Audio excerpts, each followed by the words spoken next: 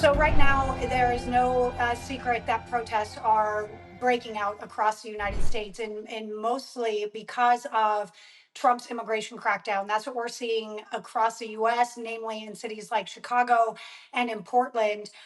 So we want to talk with Jorge Ventura because he has been on the ground in Portland. Of course, that is one of the areas where Antifa has been very prevalent. Antifa, of course, designated as a terrorist organization under the Trump administration. And what we've seen in Portland has been very interesting, Jorge. First of all, hi, thank you for joining Bradley on the Border. I'm so glad that we actually get to have a conversation instead of seeing each other on screens, for our live shots. No, this is great. Thanks for having me on. And yeah, I just got back from a very interesting and eventful weekend in Portland, to say the least. One big kind of like their slogan is Portland is weird, keep Portland weird. And we definitely saw that. But yeah, as you mentioned right now, Ali, like these protests are really ramping up across the country, and it seems like Chicago and Portland are becoming really like the focal points in these kind of clashes where we're seeing these kind of protesters with federal agents right now. Jorge, something I thought was interesting is all of the attention kind of shifted from Chicago onto Portland when the president started talking about Portland. But what we saw there was not necessarily the typical violence we've been seeing in Portland. It was almost like, oh, you're going to give us attention? Well, we're going to put on our weird hats or our weird animals or whatever, these inflatable creatures that we're seeing hop around. And it's almost like, they decided that they weren't going to be violent. Instead, they were going to mock the protests we have been seeing. So, kind of walk me through that a little bit. We saw a frog that got blasted with tear gas with pepper spray through his little air vent. Now you got Yeah. frogs all over hopping around in Portland. You got bunnies running away from ICE. I mean, it's kind of comical. It's hard not to laugh. It's comical to see that. But if I can be honest, those costumes are pretty brilliant because it acts as a shield, it acts as a knee pad, it acts as a gas mask, it acts as all of the things, but it looks very unassuming and it does not look very violent. Are we seeing these creatures act violent? Are we seeing them push back against ICE, or are they just out there bouncing around making a mockery of the whole thing? So it's super interesting, Ali, because we haven't seen the animal costumes in Portland yet. I got there my first time around 2 weeks ago, and that's when Trump made the announcement of the possibility of national troops there, and we started to see these animal costumes start to come out, and then as you mentioned, the dancing, the mocking. This weekend, I saw many of those folks wearing the animal costumes actually playing like instruments. There was a lot of clarinets and trumpets, and there was a drum a drum player there. And I was talking to a man. Actually, I noticed like a man who kind of pulled up and was handing away these costumes to all the individuals there. And when I spoke to him, he says, "Hey, this is called Operation Inflation in Poland. It's a way for the city, in a way, to mock the president because the president's saying that the city is a war zone and that it's burning down, and it's a way for them to send this sarcastic message in a way to troll the president's narrative. And I have to say, so far it's working. Like if you open up X or anything on social media and you look up Portland, you see frogs, you see Cartman from South Park, you see bunnies, you see frogs playing in a band. I mean, it's literally a little bit of everything. We saw a guy in a Darth Vader costume and a unicycle playing a trumpet at the same time. And it's all a way for them to mock the president while at the same time in a way sending a message to the national media, almost like to the national audience, is saying, here in Portland, we don't need any troops. We don't agree with this. I have to say it's working so far. And also, one thing that I did realize before being on the ground is these costumes do make great when the agents come out and then we see these clashes. And if there are any crowd control munitions used, these folks in these costumes are just like not impacted. And even on Monday, when we were doing our live shots early on Monday, normally it's a weekday, you expect things to die down. It was like 12 o'clock and already like 4 or 5 frogs showed up and were dancing again. So I think Portland is keeping up that energy. And I think now we're starting to see that in Chicago, where some of these folks are starting to arrive in these kind of animal inflated costumes and almost make a joke out of the protest in a way. Yeah, we've seen in Chicago Captain America, things like that, but now the inflatables are coming out. So you talked about keeping Portland weird and them kind of maintaining that and kind of mocking the president's efforts here. What about the nude cyclists? What was that all about? I've seen that before in Colorado for like beer drinking festivals. What was this in Portland where we saw hundreds of people naked riding through the street? So this, what I would say, was the most interesting part of the weekend by far. Sunday started off just as Saturday, where in the daylight, folks started trying to trickle in, and then the protests started gathering. Both days were massive turnouts in Portland, but Sunday was interesting. And then around 3 p.m. local time, we learned on the ground that there was this annual naked bike ride in Portland, and essentially the naked bike riders or the cyclists, they learned about this, and they wanted to, in a way, show their support and solidarity with the protest movement against ICE, and at the same time, once again, to mock President Trump's counter narrative. And all of a sudden, I mean, I just can't forget. It was so funny. I was live with Nick Smith, and I remember telling Nick, I said, Nick, I can't believe I'm about to say this on air, but around 1,000 naked cyclists have just arrived to the protest. And I remember telling our cameraman, just stay on me because I believe we couldn't show this on TV. And as soon as I got off our live interview, I remember taking a cell phone shot. And I was just like, I almost had to take a step back because the scenes were so chaotic. First of all, it was raining. You have federal agents on the roof, pepper ball guns. You have that kind of aesthetic. You had protesters in the animal costumes dancing. You have some individuals in the black bloc where they're wearing just all black, covering their faces, so they look a bit intimidating. Then all of a sudden, you have just a stream of what it seemed like at one point was endless naked cyclists that just kept streaming. So men and women, and it just was this chaotic scene for a moment. It forced Portland PD to come out because then Portland PD had to issue warnings, that they would arrest folks if they didn't clear the roadway. And some of the naked cyclists like stood in front of the ICE facility and started protesting the agents. So I had actually a couple shots. It looks kind of, I don't even know how there's any words to describe it, but I had shots of just federal agents on my left hand side, and the right hand side, you just have someone naked screaming in their face. So I think even the agents almost got a little bit of a giggle out of it. I remember looking at the roof and some of them were like laughing and stuff. I mean, you just had to. It was just such a chaotic moment, and also like the weather, like it was really rainy, overcast day, normal Portland weather, I guess, but it just kind of added to the madness of it all. And I guess that's the message that Portland sent. There was another reporter named BG on the scene who he followed the naked cyclists on like this major highway, and they did a thing called a die-in. So essentially, like they just laid, and I don't know. I guess they pretended that they were dead for about a couple minutes before making it to the ICE facility. But it was one of the most chaotic, interesting weekends I've been a part of as covering protests. I've covered protests for a long time, but never ever experienced something like this. But at the end of the day, whether you agree with it or not, it seems like that message that Portland wants to send to the rest of the nation is getting there. That we're just going to make a mockery of it. If you're going to say this is a war zone, we're just going to almost make fun of it, and we'll see if that trickles into the Chicago scenes. Some people have been arrested though, right? Or at nighttime, there have been some altercations that I've seen in some of your guys' footage, and some of the producer that's down there with you have seen some of the footage.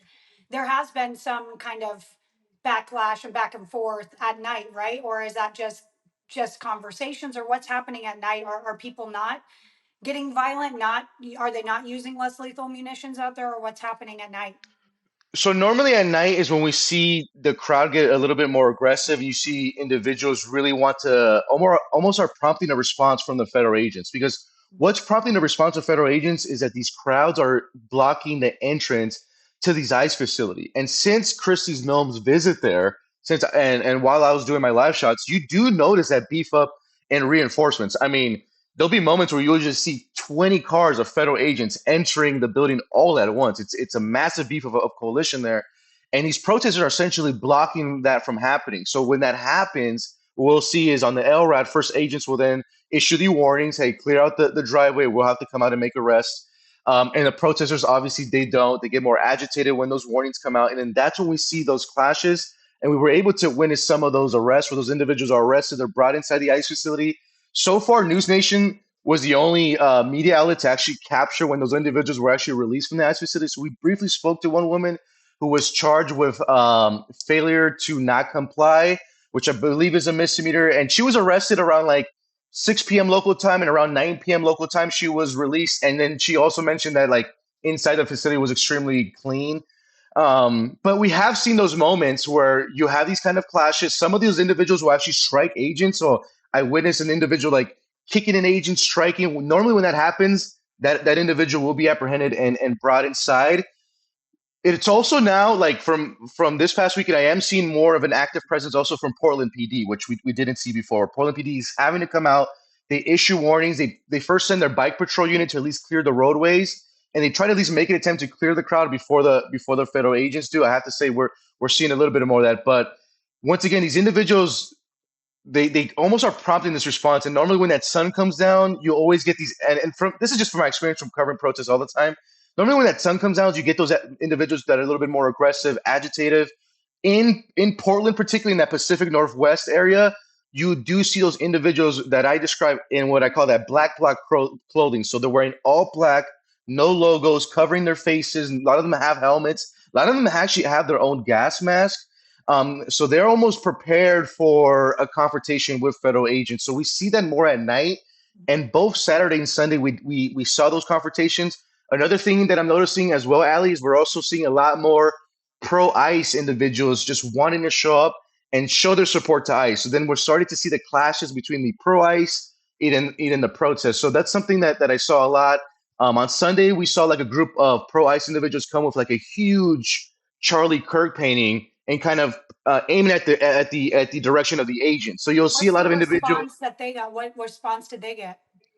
So they obviously get an aggressive pushback from the crowd, but they get a lot of like if you look up like the agents are giving them thumbs up. It's almost like a bit of a morale boost for them as well. So you see individuals that they'll be holding posters saying like "Thank you, ICE," we support you. And then those individuals sometimes are starting to see those clashes get little bit violent between those two groups. That's something that we have to watch for, especially there's like a huge national No Kings protest for Saturday. So Portland's got to be a city, we'll have to keep our eyes on. Yeah, and it's interesting because what you're describing and what you're talking about is exactly what is happening in Broadview in Chicago. It's like a cut and paste, right? The only thing different is we don't have naked cyclists yet in Chicago, Yeah, but yeah. apparently there are some inflatables that are popping up, for lack of a better term, out there in Chicago as well. But you're right. Every time I was down there and witnessed kind of agitation or any kind of escalation and tension, it was always when they were coming out of the facility to Mhm. leave because they had time to kind of get in place and they had time to kind of go, oh, we're going to take a stand here, right? Because when they arrive, it's hard to be in place in time, or it's hard to stop the vehicles when they're arriving in that huge convoy. But it's when they're coming out, they're trying to stop them from leaving, right? Is that what you're experiencing too? Because I've seen them literally jumping on the hoods, hitting the cars, Yep. doing all these different kinds of violent tactics against these vehicles that are trying to leave. It's not even the ones that are arriving, it's the ones that are leaving, because it's almost like they're not on their guard. They're not ready for it. But then once they're inside the facility and those vehicles are going to leave, they get into place and they get everything ready to kind of escalate that tension when those vehicles are coming out. Is that kind of what you've seen in Portland as well? And did they have the same kind of situation where you're driving in, where they have the Sally port where they can actually go in, or was it more like what we saw in Dallas where there's just an open parking lot and they're trying to get in and out of a parking lot? It's closer to what it looks like in Chicago. Where that ICE facility in Portland is located, there's only like a one roadway in. So when those protesters essentially block that whole street, cars can't enter or exit. So that's where we had like that huge issue, and that's what prompted these clashes with the agents and the protesters. Also, what was interesting, Ali, is like all near that area, there's all types of like anti-ICE protests, like posters. One of them that I found and I was able to show in our live shot, it was like a poster that says like how to identify a federal vehicle, and it had all the images of like different vehicles that entered that ICE facility right there. So I remember taking that and then showing Marnie while we were like in a live show, like this is what is in Portland. Like I think a lot of America forgets, like while we're seeing these protests everywhere, in Portland it's a bit different because the politics swing not liberal but far left. So you have individuals that are very more aggressive and are willing to attack agents. Also, I forgot to mention this, Ali, it's important, but over the weekend on Saturday, and this was confirmed by Department of Homeland Security when they posted the flyer from Antifa, where Antifa was encouraging activists to on Saturday night to point their lasers at the federal helicopters that normally we've been now seeing patrolling above the ICE facility. And that also, what I noticed is like we didn't see the federal helicopter at all this weekend because of it could have been because of those lasers. I believe it was like a week or two before U.S. Customs and Border Patrol had to arrest four individuals in Portland because they were pointing their lasers, and then they found out that those four individuals were illegally in the country. That also prompted Oregon Science and Health University, their air ambulances, they couldn't land in Portland, so they actually had to then divert those air ambulances to other airports. So this is becoming also like a serious issue. It's not just kind of what you see on the ground, but it's also like they're impacting kind of the air operations of U.S. Customs Border Patrol, but now are also impacting like the hospital operations as well. So it's one thing to kind of remember with these groups is there's individuals in Portland that are a bit more militant and are a bit more what I would say are willing to do like actually harm agents, the docs. And like I said, I had that poster and I was able to show money that they named every vehicle that entered that ICE facility. They even had some license plate numbers. They had some pictures of some agents of them in the vehicle. So just something to watch for in that area. And kind of right now, it's interesting because the whole city is essentially just waiting a court ruling that could be coming down literally any day now. We're expecting it around October 18th on whether Oregon National Guard will be deployed to that ICE facility, and if they are, I think we could see some interesting clashes. I think that's really going to amp up the city, and we could see some bigger turnouts when it comes to the protests. Now, I know you're following this too, the bounties that are coming from cartel linked networks that are now on the heads of a lot of agents and officers. Is that, have you seen anything like that in Portland? I know Chicago, the commander at large, Chief Bovino, he had a Latin Kings hit on him. Have you seen or heard of any concerns down there on the ground in Portland when it comes to the doxing and the concerns there? Because here we talked to two federal officials, one an ICE officer and one a border patrol agent, who had both been deployed in Chicago, and their biggest concern was what could follow them home, right? Whether it's something that makes it onto social media and it's their face or their name and can tie it back to their family, to their home, right? That was their biggest concerns.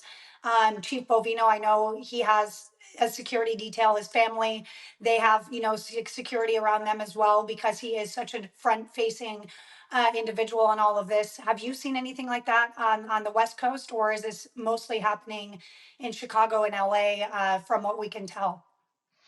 So I have been speaking with some contacts with Federal Protective Services, and right now the doxing is like a major concern because they have already seen those instances with the Antifa or those left wing activists out of Portland. Also, being on the ground, it's like encouraged there. So when like those agents leave, the protesters they're trying to get pictures of license plates, any faces that they could get. Like I said, many of the posters there all encourage that behavior. So when you have that, that's essentially also the protest culture of the city. It's one thing to be anti-ICE. I've attended protests in Austin and San Antonio where people that are just anti-ICE, they're not essentially wanting to hurt anyone or anything.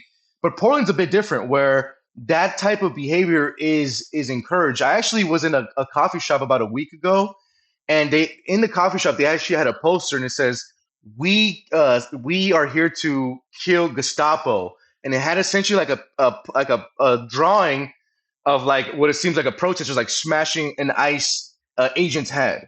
Like that was in a coffee shop. So that's the culture in Portland. It's weird to say, but it's like completely normal now. But like this behavior of doxing is extremely encouraged. I was surprised that they were even willing to do the lasers at the federal helicopters, considering that they've already made arrests. So that's the type of behavior we see. It was about like a month ago when agents like they actually like the protesters brought out like some makeshift guillotine and like that they brought all the way to the front of the facility that I believe right now the ICE agents still have it because I mean no one's gonna go and recollect that. But that just kind of just to tell you that that's the kind of culture that's embedded in Portland. And I think if we do see the National Guard deployment, those guards could be at risk of being doxxed because from what I've seen is many of those National Guard don't wear face covering. So If they do come to that ICE facility, I would imagine those protesters are going to be taking pictures of their faces, name tags, blasting them all over social media. Um, I haven't even mentioned this, Alec, but like those groups are also extremely violent to protesters. So like when we first arrived 2 weeks ago, they actually took pictures of where we were at, and they were like, "Hey, I actually had a source send it to me," and essentially the protesters were letting their groups know, "Hey, NewsNation is here on the ground. Reporter Jorge Ventura was here." And then over the week, like when I was there 2 weeks ago, there were individuals looking to assault me. So just that's how they treat the press. That's how they go against law enforcement. And it's just something that they really have to watch out for, especially the doxing. That's where things get really dangerous because now you're also not you're not only going after agents, but you're going after their family members that have, I mean, absolutely like nothing to do with their kids, their wives that have nothing to do with this. That's where folks are fearful. Like I said, in Portland, sometimes violence is encouraged, where you don't really see that in other cities.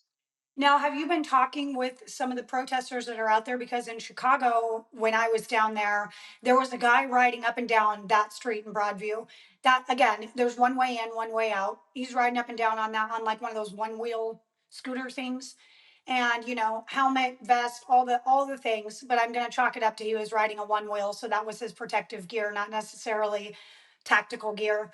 But so I finally stopped him and I asked him, I said, "You don't have any signage, you're not saying anything, you're not stopping at the gate, you're not talking to them. What is your intent to be here? Like, what is the reason you're out here? Are you here to agitate?" And he literally says, quote, "I'm just out here looking for a fight." And I wish I had that on camera because that is what they were doing. They were showing up in gas masks, in knee pads, rolling around down the street, trying to instigate, trying to start a fight, trying to get that reaction. Is that a sentiment that you're seeing out of them as well in Portland? Or is that just specific to Chicago? No, I am seeing that. So in Portland, like you're always gonna have your group that's protesting peacefully. They have their signage, they just want to make their voices heard, and that's fine. But what you see a lot in Portland is those individuals, like I said, is they could be associated with Antifa, but in that black bloc, they look very militant. Some of them are wearing body armor. A lot of them have, like I said, the gas masks. We noticed some cars actually showing up and then giving supplies to protesters. So it'd be things like gas masks. Some of them have even had shields, like makeshift shields. One I have seen here in Portland also a leaf blower. So when agents deploy tear gas, they're able to use the leaf blower to blow the smoke back into the direction of agents. So here it's almost like the clash is expected, and the protesters are very ready for that. Like if you go to the other cities, like I know Ali, you were in LA. I don't think individuals were maybe as ready to clash with agents or LAPD. But in Portland, it's like very expected. Almost like those individuals, that individual you just described, you see that a lot in Portland. Very militant, equipment, helmet, gas mask, body armor, all black clothing, no signage. And they are almost looking for a violent confrontation, either with the federal agents or Portland police. Portland police is very used to these type of groups. But you really see that here in Portland, and then sun as that sun comes down is when the aggression really, really amps, and you can feel it in the air, and it just gets kind of worse and worse throughout the night. And if there's any of the pro ICE individuals there, then we see those clashes. It just gets more amplified. And I feel like when the nighttime comes, these individuals also get more emboldened. Yeah. So we It's like see game that a on. lot more. Yeah, and I think Saturday we're gonna have to watch again because it's gonna be a big turnout for these No Kings, and I'm expecting for that ICE facility to really be beefed up in security. We've already seen that. I remember looking on the roof, and I've never seen that many of agents, from DHS, Federal Protective Services, Border Patrol. So I'm expecting another big kind of response from the federal side as well. Yeah, they're taking down the fencing at Broadview right now because of that Hmm. judge's ruling. So it'll be interesting to see how things kind of shake up out there too. Now, while you've been down there, have you taken on pepper spray, tear gas, all of that? Have you been pushed? Have you been shoved?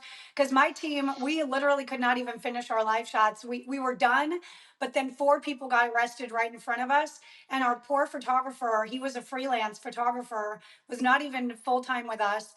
I look over, I'm like, "Yeah, we're good to go, we can go anytime." And I look over and here's Ryan crying. I mean, just can't even lift his head. he's got, he's trying like heck to make eye contact with me, but he got gassed so bad because he got stuck in a corner when like a group surged over where he was and agents chased him. And then I was kind of in the fray too. And I was like, I had to toss back at one point. I'm like, I got to send this back to you guys because we're taking on too much pepper spray. I We watched had that alley so live. we had so much pepper spray, and I was like, I got it. I guess they were like, no, don't toss back. I was like, I have to breathe. I can't breathe right now. Like, this is not working. And so I ended up tossing it back. But at one point, I actually got checked really hard by an SRT operator because they found a guy who had thrown a water bottle. And I'm filming all of this, and they turn around and they go, guy in the white hat. Well, guy in the white hat runs behind me. Allie Bradley's in the way, and just Yeah. whoosh, just I had like a bruised shoulder. I'm like, what was that? And I was like, I'm a good guy. But it was like they don't know us from Adam out there, right? Like they don't know who's a journalist. Some of these journalists are fake journalists. Yeah. They don't Oh, I know hate they that. don't know who we are. We're not supposed to be wearing insignia because then that can put a target on us. And Hmm. so we're out there, fighting for dear life too. But have you, I know we got to get going here pretty soon, but have you taken on, like, I know you have in the past because you covered all the George Floyd riots, so you got your lion's share then. But have you gotten the hits this time around? Have you gotten the pepper spray and the tear gas? So you know what? Luckily, this time around, like our team, we've had the tear gas, but very minimal. Nowhere how you guys got hit. We've dodged a couple of pepper balls. Me and Travis were out there dodging some pepper balls, and Daniel Enrique too. But so far, like thank God, like nothing has been too crazy for us. We've done some shoves. I just think we've positioned ourselves. But I think Chicago, just like the way that location is, it's just like the scenes have been chaotic. I remember watching your live shot where you were like coughing. You're like, we got to send it back. We Um, got to send it back. But I mean, like, here's a tip. We had a security guard, and he was Russian, and he's former military himself. And he said, do not put liquid, water, milk, whatever, yep. on your eyes when you get OC. He said, sit in front of blasted air conditioning. So I drove our sweet photographer home because he could not open his eyes, and he was just sitting in front of the AC with his eyeballs pried open. He's like, instantly feel better, man. Instantly feel better because he had his eyes being kind of like washed out by the blast of the air instead of because water reactivates it. Tip for Oh, everyone: if you get pepper spray, do not put water. Get a oh, and fan don't or blow. shower. If you get pepper Don't spray, don't shower don't immediately. shower. Yeah. Reactivates it, you guys. It will make it worse. So sit in front of air conditioned, blast it in your eyes or on you. It will help blow the dust off. Am I giving tips to agitators? Maybe, This is maybe. I this is mean, I don't my know. Are they standards. fans of This is if they're fans of my Bradley on the standards. border? Come on, George. Goodness sakes. Okay. Well, thank you for sharing the insight on Portland and what we've seen down there. Stay safe. I know that you're always in the thick of it too. Make sure you've got your wartime press vest on because it weighs like 50 pounds. I'm like, can I get a plate carrier, please? This thing is half my body size. Dude, yeah, they Because weigh too first much. world problems, for real, like what we're talking about. But thank you, Jorge. Well, thank you, Ali, for having me on. Hey, you stay safe too. And we're just gonna keep the audience honestly just updated. You know, things are just moving so fast with all the news. So yeah, we'll be back on the ground in Portland again for No King. So encouraging everyone to follow. But Ali, stay safe too. Wear that gas mask. Don't shower after the pepper sprays. I learned the hard way. Absolutely. God bless you, my friend. Come on anytime. We'll love to hear some updates from No Kings too. Thank you. Thank you for watching. Subscribe below and download our NewsNation app right now on your phone, and you will get fact-based, unbiased news for all Americans.